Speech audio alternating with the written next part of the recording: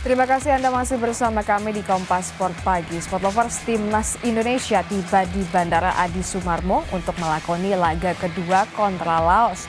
Menurut Doni Tripamungkas, skuad Garuda optimistis meraih kemenangan di laga kandang di Stadion Manahan Solo. Timnas Indonesia tiba di pintu kedatangan domestik Bandara Adi Sumarmo Selasa malam. Para pemain dan tim pelatih langsung menuju bus untuk melanjutkan perjalanan menuju kota Solo.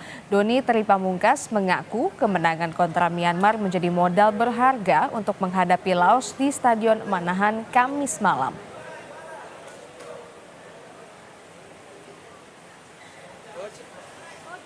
Alhamdulillah bersyukur dan senang dan itu menjadi motivasi kita untuk pertandingan berikutnya. Persiapan mungkin karena memang recovery cukup pendek, memang harus mempersiapkan sebaiknya. Sementara tim nasional Laos tiba di Indonesia melalui Bandara Internasional Yogyakarta Selasa petang.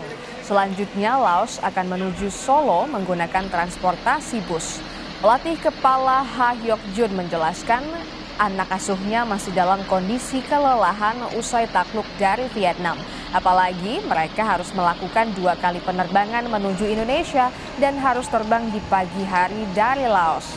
Meski tak mudah menghadapi timnas Indonesia, pelatih Laos menjanjikan anak asuhnya akan memberikan penampilan terbaik untuk mendapat 3 poin pada pertandingan nanti.